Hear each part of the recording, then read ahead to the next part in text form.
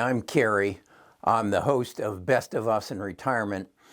I'm a retired financial advisor, and for some reasons we can get into later, I decided it was real important for me to share my knowledge and my experience with other retirees. I've been retired since 2005. As a financial advisor, a lot of my videos are about the finances of retirement. I also recognize that there's a life aspect of retirement as well. I just did a video on my cataract surgery. I've done a video on my abstention from alcohol for 30 days. That'll be ending just in tomorrow, as a fact. So what I want to do is recognize that we're all in this together and turn retirement into a team sport, and you help me with your knowledge and I help you with my knowledge, and I'll be the center of it, and see if we can't put a community together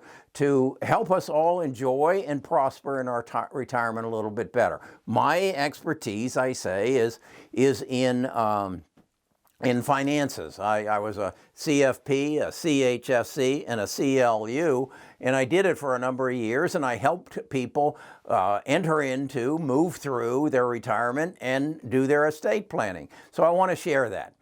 I got a letter, an email. We don't get letters anymore, do we? I got an email from one of you, and it basically said, I'll be 55 next year.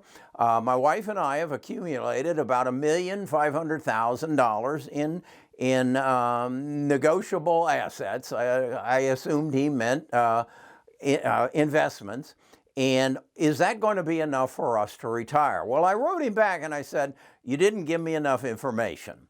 And first of all, I asked him, did you both qualify for Social Security? He said, yes, we did. We both worked and we will both receive Social Security. And he gave me an estimate of what it might be. I told him, as soon as you get it, take it so you can invest it and do better on it than what the federal government will do for you. I then asked him what his risk tolerance was. How much is he comfortable striving for on a return on investment? Is it 5%? Is it 3%? Is it 8, 10, whatever? This is critical. This is real important. Then I asked him, of your 1.5 million, how much is in qualified assets, 401ks, 403bs, IRAs, how much is in those categories? And he basically said it was distributed pretty much even, 750 in qualified and 750 in non-qualified. Okay, with that, I have, in the past, you have seen, I do have a spreadsheet that I use, and that is you plug in the variables and anything from as the items we've already discussed, as well as your tax rate, and then very critical, I ask him, what do you anticipate your cost of living to be? And he said, well, we enjoy travel, we want to travel, and we like eating at nice restaurants. We think it's going to run somewhere around $80,000 a year. I said, okay, then we're going to have to inflate that by about 3%. So I said, okay, I'm going to plug these numbers into my spreadsheet, and let me share with you, this is not a solve all problems spreadsheet. I'm going to need some help from some of you, and that's what I'm saying. This should be a team effort to make this more functional. But what I want to do is take you to my computer in the next room in my office and show you the spreadsheet and show you how I plugged this gentleman's, let's call him John and Mary, let's call him John and Mary, how I plugged John and Mary's numbers into it, and under what scenarios he could retire. And let me share with you, under some scenarios, with 1.5 million at 55, he's not going to make it. So this is a learning experience, both for you and me, and hopefully we can all grow from it and be better off as a result of it. So come with me into the office. This is my retirement worksheet. I want to emphasize that this is a work in progress. It's something that I've put together that hopefully can help some people. What I've done is I've got some input areas, and they're critical, such as I've put in a different shade, a darker shade of yellow, the critical ones. Age 55. He told me he had 1.5 million in assets. It's important how they are distributed. How much is in qualified and how much is in non-qualified. It's real important that you have both if you're going to make it work. Then another very critical thing is your risk tolerance. What do you expect to make off of this portfolio through your retirement? 8%, 5%, 2%, 20%, it's critical. You're going to see it makes a huge difference. And then what are your expenses? Again, a critical matter. You've got to know what it's going to cost you to live, and then we'll attach a 3% inflation rate on it. So with this in mind, this is what it looks like, as I said, with 750, and 8%. What you want to look for is what happens to the non-qualified and qualified assets. Do we ever get to where we have brackets around them? In other words, we've depleted them. And the answer is no. If under this scenario, an 8% return in a 750, he's okay. He is actually running a deficit, a shortage in the first several years because he's going to have to deplete his non-qualified assets because his expenses and his taxes are higher than his income. That changes, though, when his Social Security kicks in. So that's kind of the answer is, under this scenario, you're okay. Let's make one change, and let's change this to 5%, and let's see what happens. Notice that around, let's see, here we are on age 78, he depletes his non-qualified assets. This deficit is coming out of his non-qualified assets, and he depletes them. Okay, that's an issue. Now, the reality is his qualified assets are all the way up to 1.7 million. So my spreadsheet won't do this yet. I know somebody can help me make that happen. He can go on, and as you can see, he could take 60,000 out of his qualified assets. Going to be, they're all going to be taxable, and he would be okay.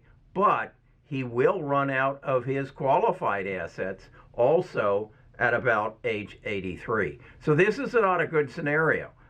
You aren't going to make it if all you have is a 5% return on your investments. If you're a conservative investment, you can't retire at 55 with $750,000. So let's change that back to 8%, and then let's do something else that I think is very interesting. Let's assume that he's got $1 million in his qualified account and 500,000 in his non-qualified account. This changes things also very dramatically, because what is going to happen is he's going to spend down this non-qualified count about the time he's 67. Now, there is a cure for this.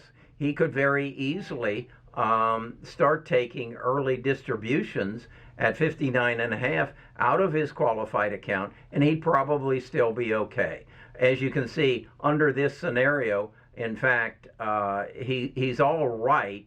The numbers aren't right because we've got a negative number in the non-qualified starting at age, what is that, about 68. So this is a work in progress, and what I would hope to do is I'll work on developing it more accurately so that we draw down the non-qualified and the qualified and whatever. But this will be a place where you can start. What I'm going to do is, and I'm going to make it available to you, I'm going to put a link to it in the description where you can go and give me your email address and your name, and I'll mail this to you. I think that's a more accurate way for it to be distributed. That link will be right below the description in this video. Okay, that was my spreadsheet. As I said, I need some more help on it. There need to be, and I know on Excel you can enter some things, the what ifs. What if this happens, and what if this happened? How does that affect this number? And that would be such as, what if we do deplete the non-qualified assets and we have to then start pulling from the qualified assets, and what would the tax rate be on them? And to give you a definitive spreadsheet. This is not what this is. This is a starting point. And this is my reach out to you if you'd like this sort of thing to help you make decisions in retirement. This is a place that we can work together to see if we can make that happen. I just believe that all too many of us, and of us baby boomers, there are, 79 million of us. I think it's something like 11 million turn 65 every year, and until we die, we're going to have some tough questions to answer.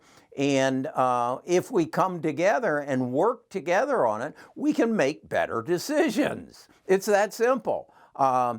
Yeah, you could go to a financial advisor, and by all means, if that's where you're comfortable, do it. But I need you to understand that a financial advisor is much like your doctor. He manages your portfolio when he sees you, and he is only as good as the information that you share with him. If you don't visit with him on a regular basis, it's just like your doctor.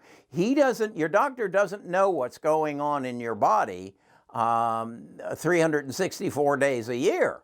And he does on the one day a year where you go for your checkup, your annual checkup. If you don't see him more often than that, he doesn't have a clue. Now, technology is going to change that, but I just believe that there's so much out there, and there's so many of us out there that aren't getting good advice, because in a lot of cases we don't know the right questions to ask. And that's my responsibility as the host of Best of Us Investors. I'm going to help you understand your financial situation a little bit better, hopefully, and you can make better decisions. Now, I also am of the belief that if you study the stock market, if you study the economy, you can supplement your income very nicely by investing in the stock market. And I go into a lot of detail on that over at my other channel, and that's called Best of Us Investors. But if you want that spreadsheet so that you can work with it as far as I can take you with it, go down into the description, find the link to it. That will take you to a sign-up sheet where you'll give me your name, your email address, and I'll send you a link to that spreadsheet so you can play with it on your computer, and maybe it can help you. Now, if this is the kind of video that you think could help you have a better life, by all means, give it a thumbs up. That helps my algorithm. And what that does is, helping my algorithm, it helps Google, who owns YouTube, to understand that people like this, and people can be helped by it. And what that does is they then strive to put it in front of more people, and that way I get to help more people. And we build our team. And some of those people are going to join the team, and they're going to be able to help us. Think about it. I'm 76, no, I just turned 77 last week. I'm 77 years of age. I've got 77 years of experience. I've got at least probably 40 of those years heavy into the investment world. I got something to share. You've got something to share. So share it with us, become a part of this community, and we'll grow the community to where we're all benefactors of the best of us in retirement. Talk to you again soon. I do about 3 videos a week, so ring that bell when you subscribe, and it will automatically notify you when I come out with another video. Thanks for your time.